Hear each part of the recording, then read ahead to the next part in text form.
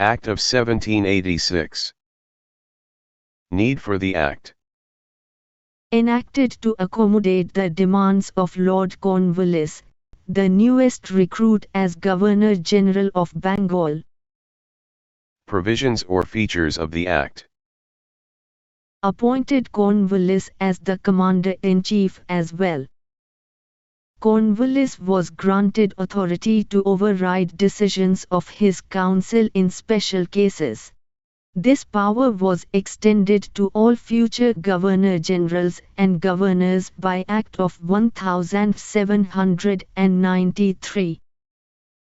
Charter Act of 1793. Provisions or features of the Act. Extended overriding power to all future Governor-Generals and Governors of Presidencies. Increased powers of Governor-General over subordinate presidencies of Bombay and Madras. Extended EIC's trade monopoly in India for another 20 years. Commander-in-Chief ineligible for Governor-General's Council unless appointed as Governor-General. Board of Control members and staff to be paid from Indian revenues. Laid the foundation for governance based on written laws in British India. Charter Act of 1813. Need/reasons for the Act. Increased in British trading community, due to Industrial Revolution.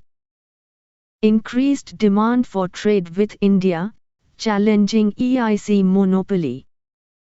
Utilitarians advocate for direct crown rule to civilize brown race. Church pressure to permit missionary activities.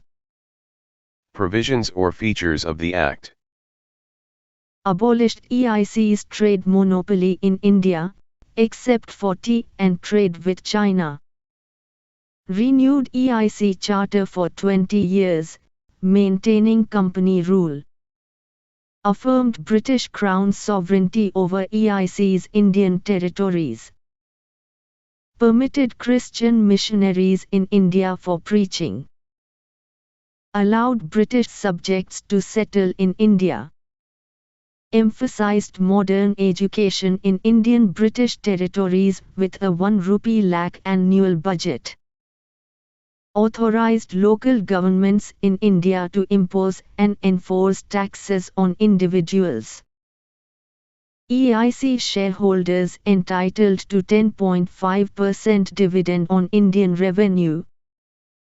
Enhanced powers for the Board of Control, defining superintendence and direction. Councils of Madras, Bombay, and Calcutta regulations presented in the British Parliament. Constitutional position of British territories defined for the first time. Establishment of separate accounts for commercial and territorial revenues. Charter Act of 1833. Need for the Act. Rising popularity of Adam Smith's laissez-faire policy and advocating minimal government interference in economic affairs. Merchants, influenced by the continental system and laissez-faire, pushing to end the EIC's monopoly. Significance of the Act. It introduced concept of a Government of India with authority over all British territories. It marked the culmination of centralization process which first started from Regulating Act 1773. Provisions or features of the Act. Lease to the EIC's charter extended by 20 years. Completely abolished EIC's monopoly, including tea and China trade. Hence the company was purely made administrative body.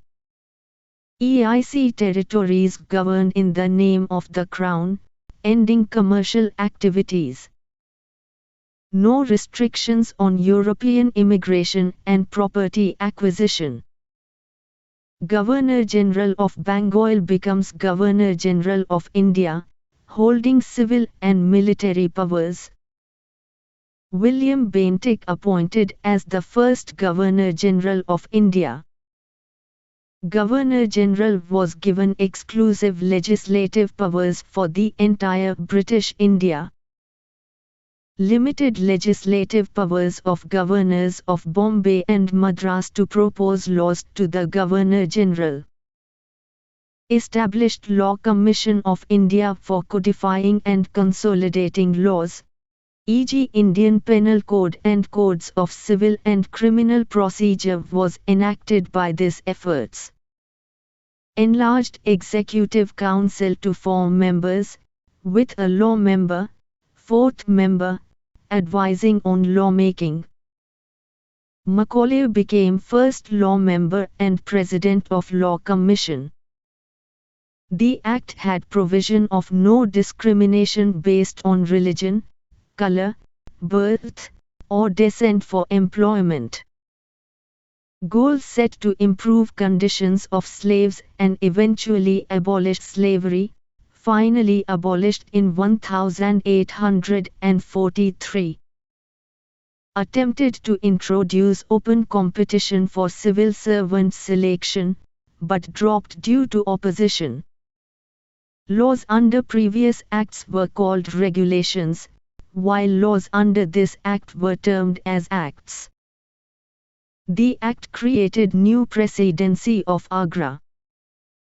Charter Act of 1853. Significance of the Act. Act established and regulated the Legislative Council, a crucial step in shaping India's governance structure and parliamentary processes. It marked the beginning of constitutional parliament in India. It served as the foundation of the modern parliamentary form of government. It marked the introduction of local representation in the Indian, Central, Legislative Council. It introduced a concept of civil servant in India. Provisions or features of the Act. Extension of EIC's rule, allowing retention of Indian territories in trust for the British Crown without specifying a time limit. Separated legislative and executive functions of the Governor-General's Council. Established the Indian, Central, Legislative Council as a separate entity. Addition of 6 legislative councillors, making a total of 10 council members. Out of the 6 legislative members in the Governor-General's Council, 4 were appointed by the local governments of Madras, Bombay, Bengal, and Agra. It marked the introduction of local representation in the Indian, Central, Legislative Council. Recognized legislation as a distinct government function with special machinery. Legislative wing operated like a mini parliament, following British Parliament procedures. Governor-General empowered to veto bills to prevent them from becoming laws. It reduced Court of Directors members from 24 to 18. It introduced an open competition system for civil servant selection. Inclusion of Indians in civil service. Satyendranath Tagore was the first Indian to become ICS member. Note: the Macaulay Committee was appointed in 1854 to oversee the Indian civil service.